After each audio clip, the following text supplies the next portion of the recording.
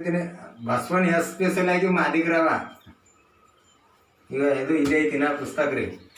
ಪುಸ್ತಕ ಬ್ಯಾನ್ ಮಾಡೈತಿ ಸರ್ಕಾರ, ನನ್ನ ಮಸ್ತಕ ಬ್ಯಾನ್ ಮಾಡಿಲ್ಲ. ಡಾಕ್ಟರ್ ಬಂಜಿಗರ್ ಜಯಪ್ರಕಾಶ್ ಅವರು ಬರೆದಂಥ ಪುಸ್ತಕ ಇದು. ಸರ್ಕಾರ ಈ ಪುಸ್ತಕ ಬ್ಯಾನ್ ಮಾಡೈತಿ. ಅವ್ರೇನು ಬರ್ತಿದ್ರು ಡಿಟೇಲ್ ಆಗಿ ಬಸವಣ್ಣ ಮಾದಿಗ ಅಂತ ಬರ್ತಿದ್ರು. ಇನ್ನು ಊರಾಗ ಜಗಳ ತತ್ತ ಹೊಡೆದಾಟತ್ತ ಬಸವಣ್ಣ ಮೂರ್ತಿ ಕೆಡತಾರ ಅಂತೇಳಿ ಈ ಪುಸ್ತಕ ಬ್ಯಾನ್ ಮಾಡಿರಲ್ಲ. ನಮ್ಮ ಮಸ್ತಕ ಅಂತ ಬ್ಯಾನ್ ಮಾಡಕ್ಕೆ ಸಾಧ್ಯನಿಲ್ಲ. ಸಾಯ ಮಠನ ಬಸವಣ್ಣ ಅಂತರು ಹುಟ್ಟುತ್ತಲೇ ಮಾದಿಗ. ಇನ್ನೊಂದು ಒಂದು ವಚನ ಹೇಳ್ರಿ ಬಸವಣ್ಣವ್ರ ಬಗ್ಗೆ ಹೇಳ್ತೀನಿ.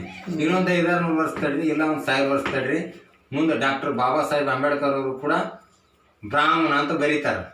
ಅದ್ರಾಗೇನು 2 ಮಾತಿಲ್ಲ. ಬಸವಣ್ಣವ್ರು ಏನು ಹೇಳ್ತಾರ, ಮಾದಾರ ಚೆನ್ನೈನ ಮನೆಯ ದಾಸನ ಮಗನು, ಡೋಹರ ಕಕ್ಕೈನ ಮನೆಯ ದಾಸಿಯ ಮಗಳು,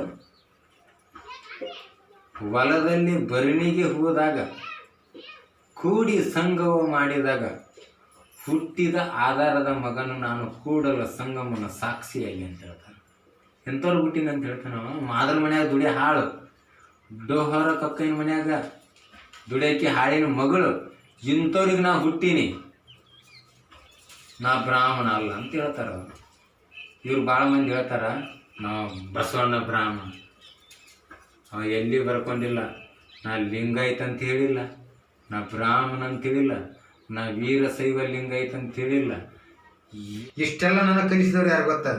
ಎಲ್ಲ ಕಲಿಸಿದವರು ಡಾಕ್ಟರ್ ಪ್ರೊಫೆಸರ್ GB ನಂದನ್ ಸಾಹೇಬ್, ಧಾರವಾಡ ಯೂನಿವರ್ಸಿಟಿ ಒಳಗೆ ಪೊಲಿಟಿಕಲ್ ಸೈನ್ಸ್ ಪ್ರೊಫೆಸರ್ ಅವರು. ನನಗೆ ಇಷ್ಟೆಲ್ಲ ಇತಿಹಾಸ ಕಲಿಸಿದ್ದು.